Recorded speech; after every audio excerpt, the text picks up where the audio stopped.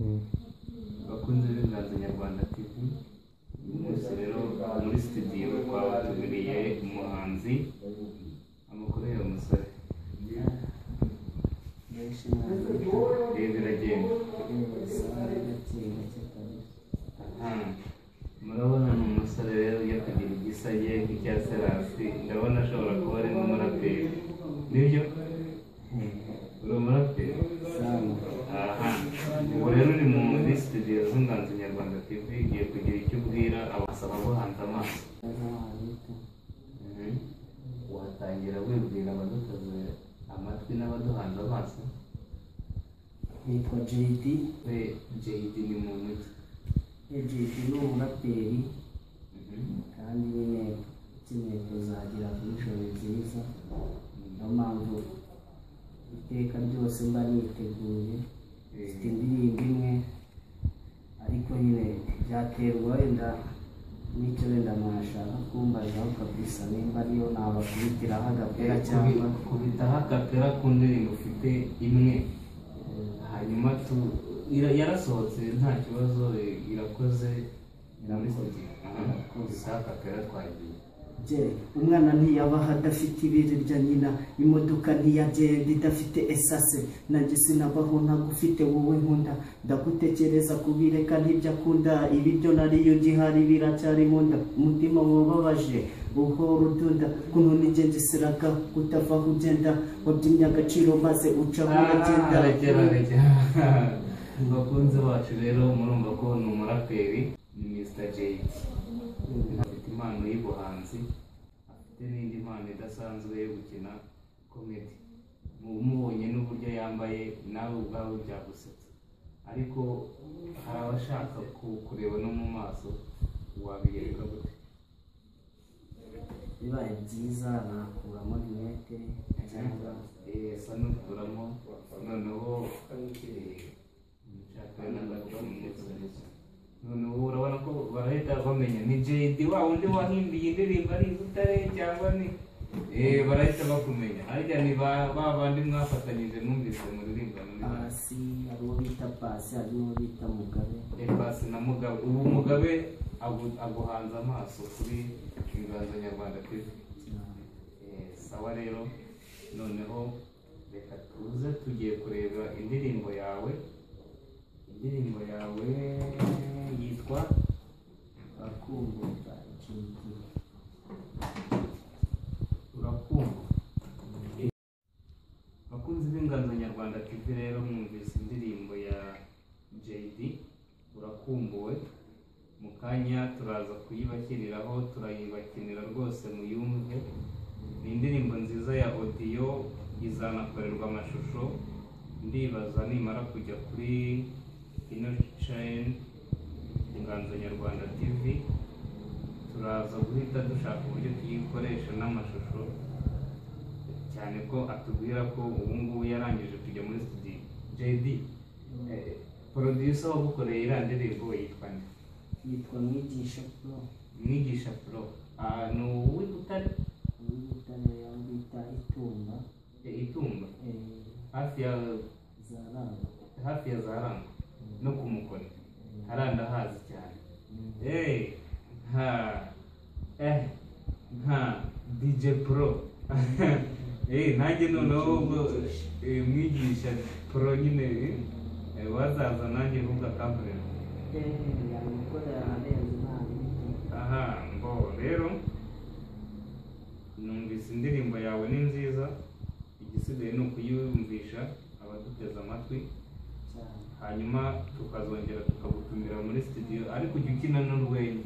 Wagize nk'akantu k'urwenya bakinira ko nabonye ukina n'urwenya, gira nk'akantu k'urwenya bakinira noneho barusheho kunezerwa. Akantu k'urwenya wenda numva nahita niyumvamo muri aka kanya, ahantu nakinnye ndi umudiyakoni. Mu rusengero. Diyakoni. Tujya gusura umuntu tugiye kumubwiriza, barangiza nyine abantu batwakira mu gihe basenze amasengesho maremare byadukira umuntu akaba bari gusengera ibyo kurya bamara akanya karekare wowe urarambirwa mba ndarambiwe ubwo ako nabwo bakunze b'Inganzo Nyarwanda TV nimuyisura muraza guhita mukabona ubwo ibyo avuga biri kuri sheni murahita mubibona noneho usa n'ukuramo rinete usa n'uzamura hanyuma ugakore ubundi bakubone ko ari wowe JD kuko wakinnye ka kantu basengeye ibyo kurya ukarambirwa barambiwe cyane nyine bararambiwe hari abantu nk'ibyo bijya bibaho nyine ntabwo ariko sanzwe hari ako bijya bibaho nyine ngabo kabakinire tuzongera tugutumire noneho ugakine neza tunakubaza impamvu y'ibyo bintu mwashatse kurinda hari aho twari turi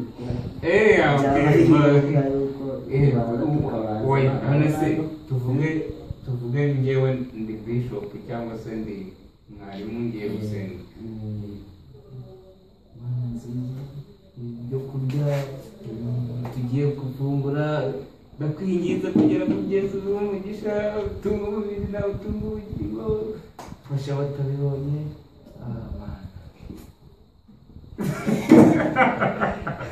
urangije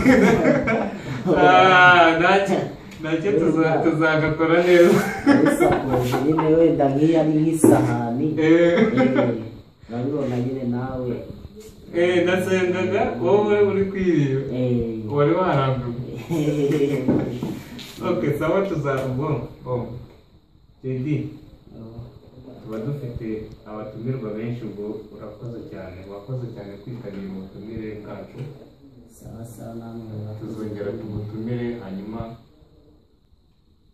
utugezeho n'ibindi bihangano sawa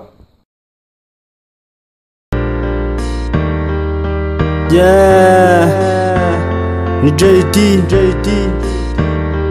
Pasi na Mugabe Yigisha on the beat. haha kari wowe nge nifuzaga kari wowe nge narotaga kuki wahisemo kugenda nk'abagesera garuka mukunzi wanjye garuka buzima bwanjye garuka rubavu rwanjye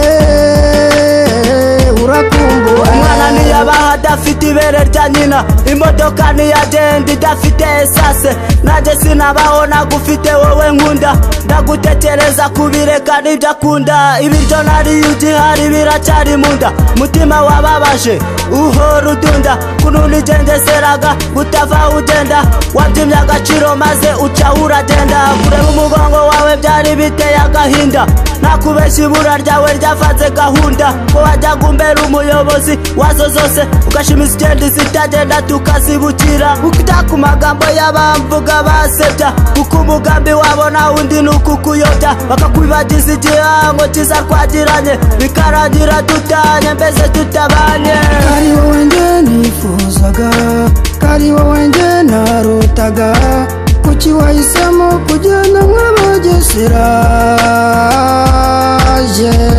garuka mukunzi wanjye garuka buzima bwanjye garuka rubavu rwanjye urakumbuwe umutima wanjye uradunda afite agahinda ndimo ndibaza urukundo rwacu rwagiye ndashaka kungarukira ebo urakumbuwe ndicara nkarira nk'umwana kubera kukubura ngaho disi niba unyumva gira vuba ungarukire urakumbuwe